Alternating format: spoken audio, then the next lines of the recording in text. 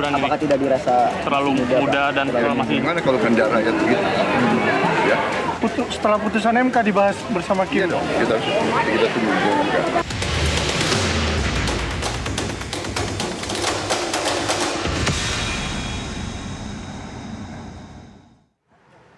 Publik menunggu pemirsa keputusan dari Mahkamah Konstitusi esok. Ya, besok Senin adalah pembacaan putusan MK soal batas usia Capres dan juga Cawapres. Jika memang MK setuju, maka langkah Gibran Rakabuming Raka menjadi Cawapres Prabowo terbuka lebar. Sesuatu yang urgen, tidak sesuatu yang penting, tidak sesuatu yang mendesak. Belum 40 tahun, berjuang dulu dah, tunjukkan karyamu untuk bangsa dan negara. Nanti pada usia 40 tahun, Anda mencalonkan diri saja jadi calon presiden. 40 tahun masih pada kategori muda, masih banyak perjalanan. Terutama bagi koalisi Indonesia Maju yang mengusung Prabowo sebagai capresnya. Kedekatan Gibran dan Prabowo sudah menjadi rahasia publik. Meski putra orang nomor 1 di Indonesia itu merupakan kader PDI Perjuangan. Ya, putusan MK berdampak bagi Gibran Rakabuming Raka untuk dapat ikut berlaga dalam Pilpres atau tidak. Mengingat usianya belum lagi 40 tahun. Lantas, mengapa Koalisi Indonesia Maju terkesan menunggu keputusan MK Senin nanti sebelum mengumumkan Cawapres Prabowo? Cawapres tadi malam kan sudah jelas disampaikan oleh Pak Prabowo akan diputuskan selanjutnya dalam forum berikutnya. Menunggu putusan MK? Ya, kita tentukan kemudian. Mas Gibran kan kami tahu sebagai wali kota, kita tunggu saja. Apakah benar memang Gibran yang ditunggu? Mas Gibran ini Apakah tidak dirasa terlalu muda dan masih Gimana kalau kehendak rakyat begitu? Ya, Berarti ini kita tidak bicara kehendak elit, tapi ini kalau ada dukungan dari rakyat, Anda sendiri dengar jangan mana. Ya, setelah putusan MK dibahas bersama iya Kim. dong. Kita tunggu di MK. Jika nanti MK memang menyetujui batas usia minimal Capres dan Cawapres, maka jalan anak sulung Joko Widodo untuk maju menjadi Cawapres mendampingi Prabowo tentunya tak lagi terhambat. Tetapi jika memang Gibran maju sebagai Cawapres, tentunya akan membuat hangat situasi dunia politik Indonesia. Kita tunggu kejutan dari Mahkamah Konstitusi esok. TV One mengabarkan.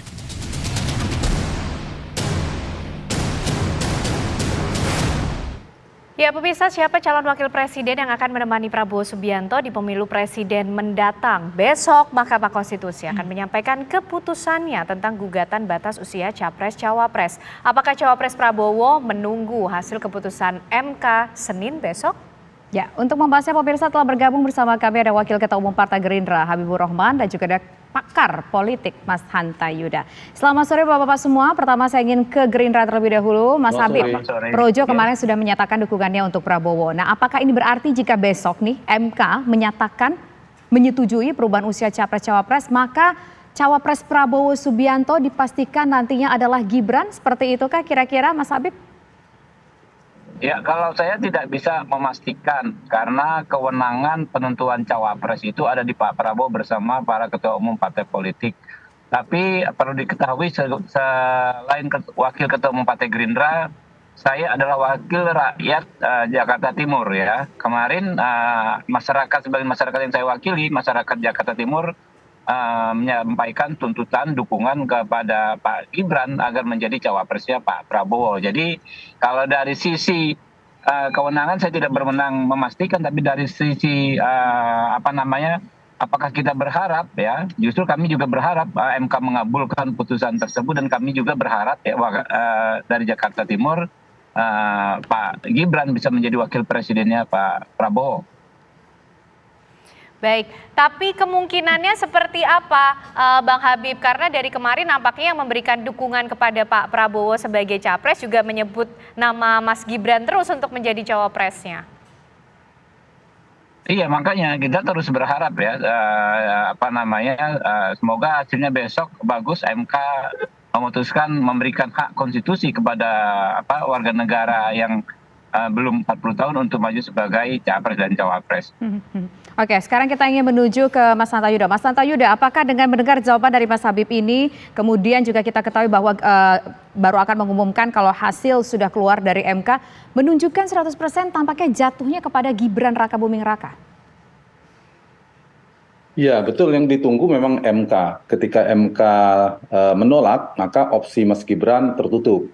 Tapi begitu MK mengabulkan, maka opsinya terbuka. Meskipun belum otomatis, Mas Gibran ya pasti ada pertimbangan selain Pak Prabowo seperti Mas Habib sampaikan tadi. Terkait Mas Gibran, pastilah faktor yang paling menentukan dan determinan adalah faktor Pak Jokowi. Apakah mengizinkan atau tidak, menyetujui atau tidak Mas Gibran menjadi wakil. Nah, perkembangan terakhir dari cawapres Pak Prabowo yang menarik kan disebut ada 4 orang yang kisi-kisinya dari Jawa Timur, Jawa Tengah, Jawa Barat, dan luar Jawa. Kalau boleh saya menebak dari 4 nama itu, Tisa adalah Erick Thohir, kemudian Ridwan Kamil barangkali, bisa keliru, kemudian Gibran, dan terakhir Bukovifa.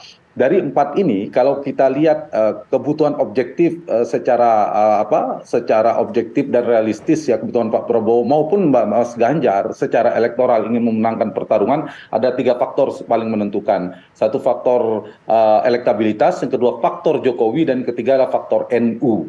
Nah, kita tahu perkembangan elektabilitas terakhir dari Pak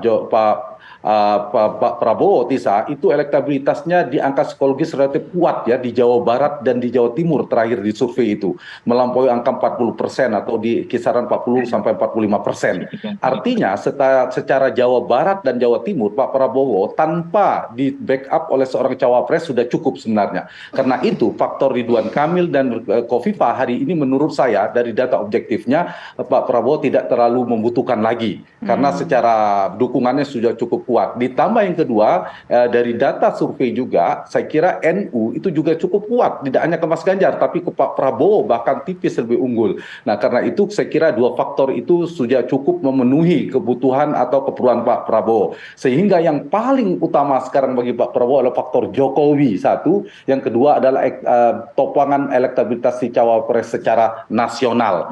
Nah, kalau bicara 2 ini, dugaan saya, Tisa, saya menyimpulkan sementara perkembangan per hari ini, cawapres Pak Prabowo Subianto akan berkisar pada 2 orang. Pada anak kandung Pak Jokowi atau anak emas Pak Jokowi. Anak kandungnya yaitu Gibran atau Pak Erick Thohir yang menguat. Tentu masih mungkin Bukovifa dan sebagainya. Tapi dugaan saya itu dari pilihan realistisnya. Sedikit lagi, kalau dari Mas Gibran ada potensi mungkin sebagai masukan yang mungkin akan dipertimbangkan oleh Pak Jokowi, oleh Pak Prabowo, ada potensi gelombang kritik atau dikapitalisasinya isu politik dinasti. Yang kedua bisa jadi adalah kontraksi politik hubungan Pak Prabowo dan Pak Jokowi dengan Ibu Mega di PD Perjuangan itu semakin panas, semakin bukan hangat tapi sangat panas. Ini yang menjadi. Tetapi kelebihannya dari sisi kebutuhan Jokowi, efek Jokowinya ini akan luar biasa pengaruhnya ke Pak Prabowo. Pasti Pak Jokowi akan mendukung penuh, tinggal dihitung seperti apa. Apakah lebih banyak datang dari Jawa Tengah karena Gibran berpotensi memecah basis Jawa Tengah yang milik Mas Ganjar, tapi dihitung juga apakah basis di Jawa Barat bisa dipertahankan. Sebaliknya Pak Erick Thohir yang di luar Pak Jokowi itu bisa menurunkan tensi dari sisi kontraksi politiknya relatif lebih minim. Kemudian dari sisi hubungan dengan PD Perjuangan, politik dinasti, isunya mungkin minim, tapi lebih tentu kalah dengan Mas Gibran dari sisi efek Pak Jokowi. Tapi dibandingkan kandidat lain, Erick Thohir relatif lebih unggul dibandingkan Ridwan Kamil. Kedekatan terasosiasi ke Pak Jokowi jauh lebih unggul. Tapi dibanding Mas Gibran tentu jauh Mas Gibran paling kuat. Itu kira-kira plus minusnya per hari ini, analisa atau bisa jadi dugaan saya begitu petanya. Oke, kalau dari Gerindra kira-kira prediksinya akan seperti apa? Nantikah Senin MK akan kemudian mengabulkan atau mengubah batas usia capres-cawapres dan akankah ada perubahan peta politik? Usai jeda nanti dijawab oleh Mas Hanta dan juga Bang Habibur Rahman. Usai jeda pemirsa, kami kembali. Ya, Anda masih bersama kami di Kabar Petang. Bang Habib, kalau tadi kan sudah disampaikan plan A, plan B-nya ketika nanti MK mengambil keputusan. Kalaulah kemudian disetujui dan Gibran berpeluang untuk mendampingi Pak Prabowo, ini sudah didiskusikan juga dengan partai-partai lain dalam Koalisi Indonesia Maju? Ya, para ketua umum partai politik tuh hampir tiap hari berkomunikasi dan berdiskusi, baik langsung ya maupun daring ya. Jadi berbagai usulan ditampung oleh beliau ya. Nah, kalau soal dukungan kepada Mas Gibran terus terang ini kan menguat ya. Saya kemana-mana tadi juga di Jawa Tengah, saya ke Jogja ya. Banyak sekali masukan soal Mas Gibran ini, sehingga kalau ini kan dukungan ini kan saat ini belum ada putusan MK. Orang masih berharap ya MK mengabulkan permohonan uji materi. Tapi kalau memang sudah diputuskan, saya yakin dukungannya akan semakin besar ya. Dan ini keyakinan saya pribadi ya. Saya tidak memastikan Pak Gibran menjadi wapres, tapi dukungan terhadap beliau yang saya lihat akan semakin besar kalau MK mengabulkan. Dan para ketua umum partai politik ya, termasuk Pak Prabowo kan tentu dalam mengambil keputusan akan mengacu kepada aspirasi yang berkembang di masyarakat. Oke, baik. Sekarang saya ingin ke Mas Hanta. Mas Hanta, oke lah, ini merupakan sebuah persoalan hukum. Tapi kita ingin tahu analisis Mas Hanta Yuda. Apakah kira-kira putusan MK ini akan memungkinkan untuk Gibran maju atau bagaimana? Ya, kalau menduga-duga saya melihat potensinya cukup terbuka ya. Kemungkinan MK akan mengabulkannya dari berbagai macam perkembangan ya. Saya lihat apapun hasilnya nanti. Tapi seperti saya katakan tadi, apakah ini akan otomatis Mas Gibran kan ada dua kemungkinannya. Ya Pak Jokowi, ya berarti Gibran akan jadi cawapres Pak Prabowo atau tidak. Tapi yang paling terkonfirmasi paling jelas itu ternyata semakin kuat kemarinya ke sini Pak Prabowo didukung oleh Pak Jokowi. Yang tadinya dianggap dua kaki ternyata Pak Jokowi kecenderungan kuat ke Pak Prabowo. Yang kedua, yang tadi saya menyambung pertanyaan ke Mas Habib dari Tisa dan Ken tadi adalah soal penerimaan dari partai politik. Menurut saya tingkat akseptabilitas tertinggi justru ada di Gibran. Kenapa? Ada dua faktor. Bisa jadi dia menjadi faktor pemecah kebuntuan atau kuldesak atau deadlock kalau ternyata para partai di dalam koalisi tidak mendapatkan kata sepakat dari berbagai macam nama. Jalan tengahnya Gibran. Itu mungkin saja. Yang kedua, Pak Prabowo adalah kingmaker yang mengambil mengambil keputusan terkuat ya di luar Pak Prabowo tentunya. Saya kira juga punya pengaruh. Jadi kalau Mas Gibran di fase kandidasi ini pencalonan justru lebih mudah, lebih cepat dan tidak alot kira-kira gitu.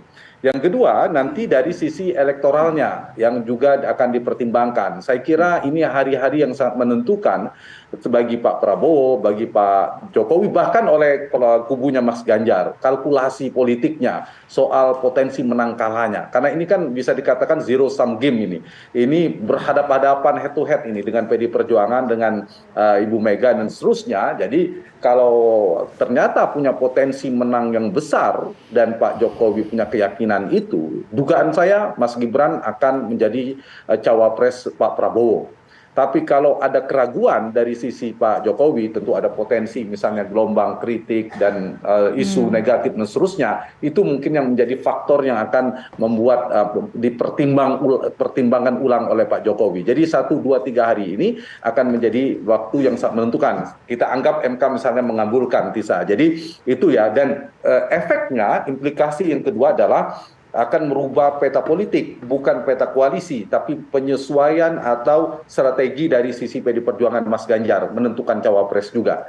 Jadi peta tetap tripolar, tetapi kontraksi politiknya itu relatif lebih tegang. Ya bagi Mas Habib dan Gerindra mungkin akan semakin yakin potensi menangnya akan lebih besar karena Pak Jokowi akan all out, akan semakin kuat dan jelas dukungan politiknya. Dan efek Jokowinya semakin maksimal tadi itu. Jadi saya kira per hari ini kalau ada besok misalnya atau lusa MK mengabulkan Mas Gibran, maka potensi Mas Gibran menjadi cawapres terbesar. Tapi kalau Mas Gibran ternyata tidak dikeluarkan kartu Gibran Gibran ini tidak dikeluarkan oleh Pak Jokowi, maka Pak Erick Thohir menurut saya kartu selanjutnya Pak Jokowi dan Pak Prabowo yang dikeluarkan. Tentu ada nama Bu Kofifa dan lain sebagainya. Ya, Mas Hanta, kalau Prabowo dan Gibran potensi menangnya besar, artinya nanti Pilpres akan berlangsung satu putaran kah?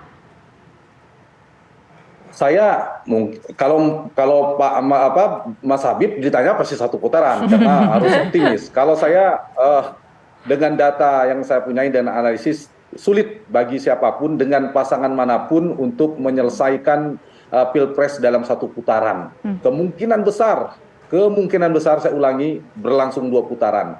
Dan tinggal siapa masuk putaran kedua. Per hari ini ya datanya memang Pak Prabowo lalu Mas Ganjar yang berpotensi untuk masuk di putaran kedua berdasarkan data per hari ini. Tapi kan Pilpres bukan minggu depan, Pilpres bulan Februari. Artinya Pak Anies juga masih memiliki potensi kalau ada fluktuasi, ada perubahan, ada tren yang berubah dari elektabilitasnya. Jadi saya ingin menjawab pertanyaan tadi, maka potensi Pak Prabowo berpasangan dengan Mas Gibran semakin besar lolos di putaran pertama dan masuk putaran kedua. Nah, melawan siapa, dan itu juga saya kira sangat penting ya. Dan dalam spektrum politiknya yang diuntungkan Pak Prabowo hari ini kan karena 2 hal. Dia berada seolah di tengah. Ada Mas Ganjar, ada Mas Anies. Nah, pemilih di tengah ini yang relatif cukup banyak. Nah, cuma yang harus diantisipasi juga di putaran kedua, pergeseran seperti apa. Kalau misalnya tensi politiknya saya katakan tadi, petanya masih bipolarnya, 2 porosnya Jokowi non-Jokowi. Nah, ini juga harus siap-siap Partai Gerindra.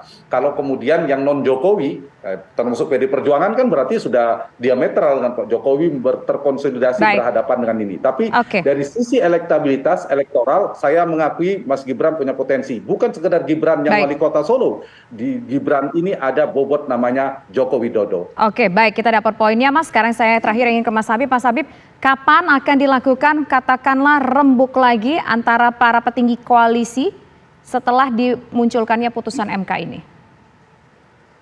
Ya mungkin malam ini rembuk, besok malam rembuk ya. Kan gampang aja kalau para bos itu teleponan kan. Dan tapi gini, setahu saya nggak ada yang keluar negeri. Oke, Mas, kalau seandainya harapannya ternyata tidak diputuskan oleh MK begitu, bagaimana dengan calon wakil presiden Prabowo? Siapa kira-kira yang paling memungkinkan ya, dari itu kemarin kita serahkan ke Pak Prabowo dan para ketum ya. Tapi kami sampai hari ini terus berharap ya, semoga keputusannya bagus. Mas Gibran dikabul MK memutuskan uji materi yang memungkinkan Mas Gibran bisa maju. Baik, kita tunggu nanti hari Senin apa kemudian yang akan diputuskan oleh MK. Terima kasih Bang Habibur Rahman dan juga Mas Hanta Yuda sudah bergabung bersama kami sore hari ini di Kabar Petang. Sehat selalu semuanya. Oke, Tisa, Ken, Hanta, Om Hanta.